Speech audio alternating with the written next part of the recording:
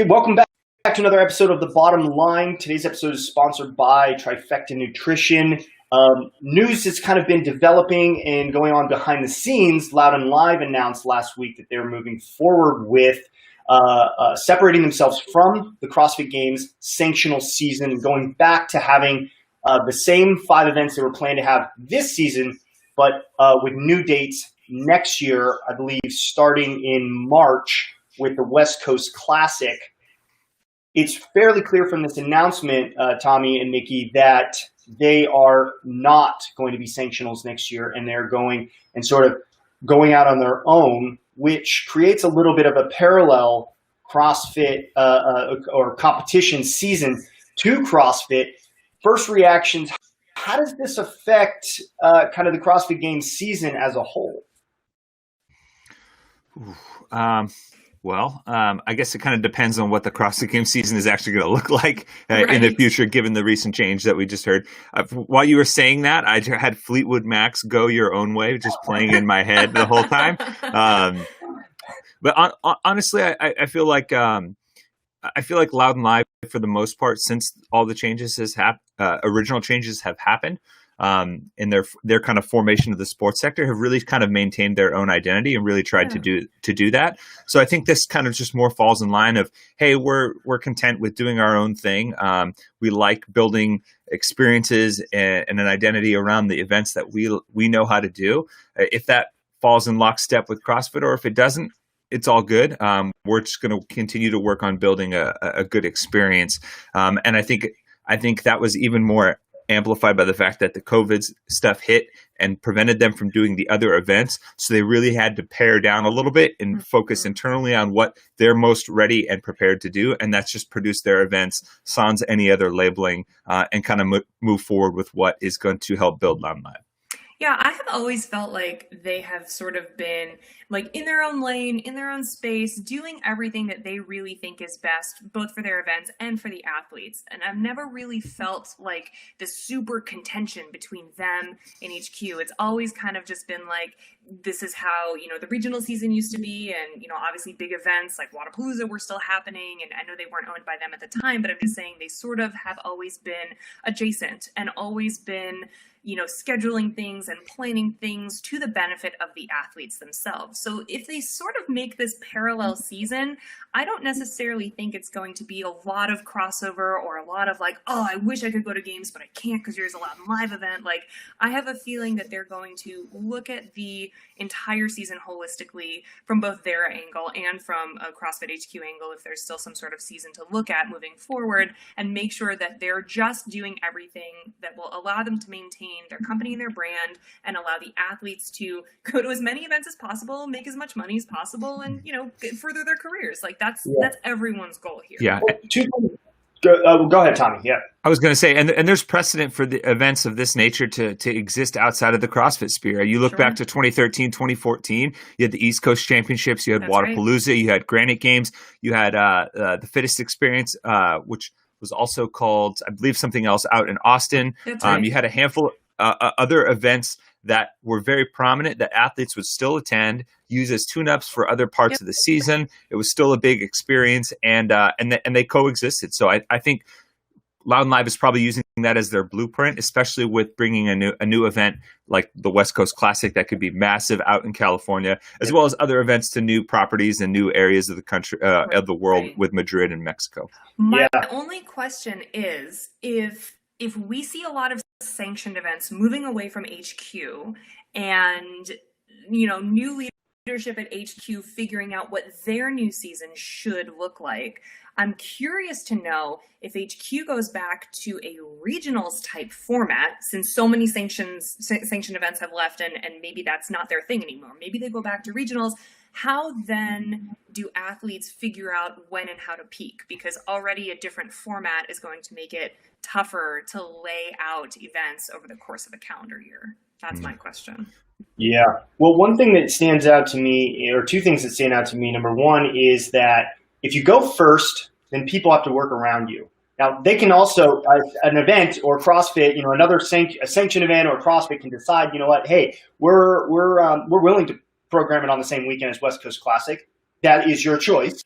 But by going first and sort of setting the calendar for them, you kind of force everybody else to make a decision of whether you want to compete that weekend, which I'm not saying they did it for that reason, but it does point it out as saying, look, CrossFit is in a difficult position with the CrossFit Games right now. Unsure if the CrossFit Games is going to go on, and now they have sanctionals, at least 5 right now, which have left. I hear rumors of several more.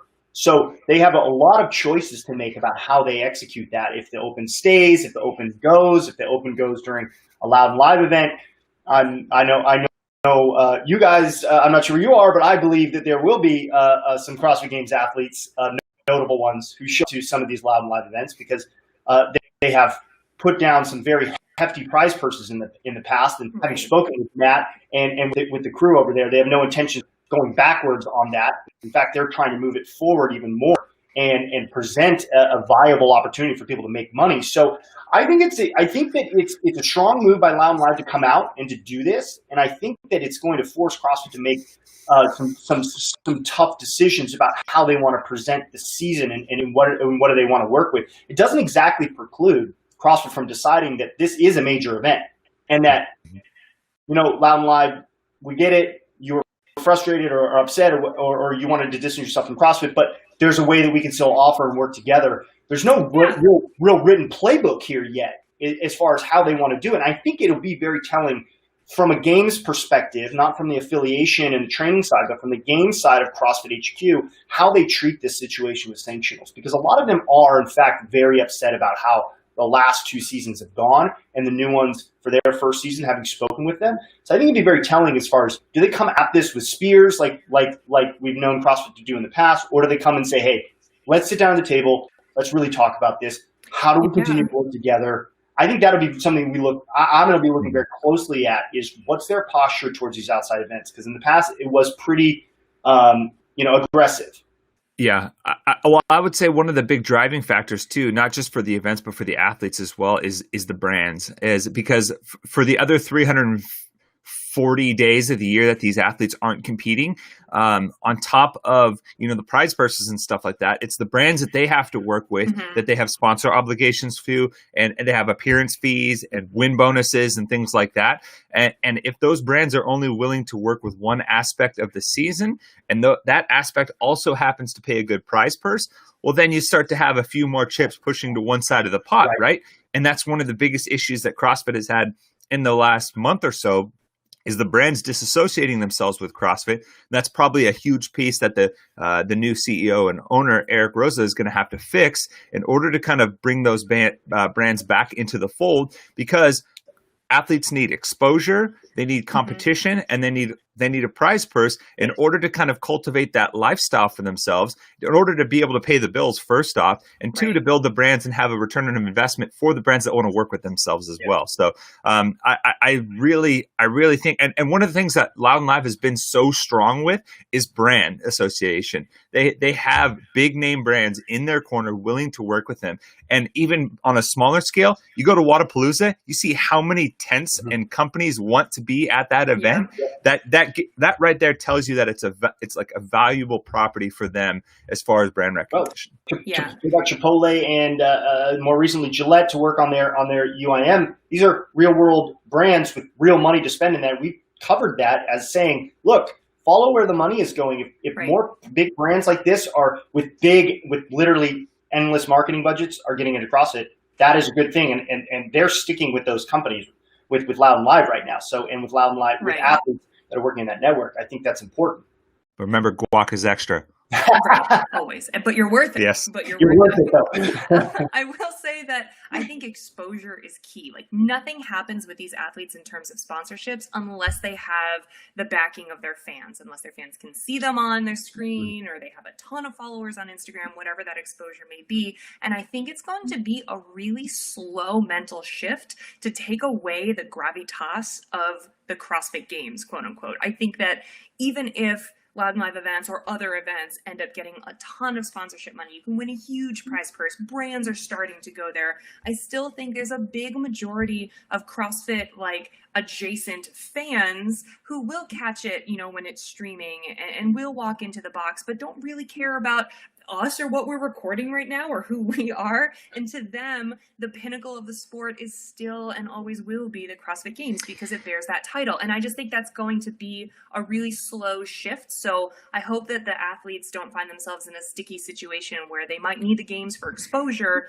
but their sponsors are going with other events. That might get a little tricky. Yeah, the history of side leagues in the realm of professional sports has not been very good. I mean, the NFL is a great example in the competing AFL, and the AFL was able to, and this is a long time ago, obviously, and it's before the NFL was such a big brand monster that it is now, was able to lure some of the top draft picks and the top athletes with lucrative prize purses. And what happened? They ended up absorbing the AFL. Right. I mean, I'm a wrestling fan.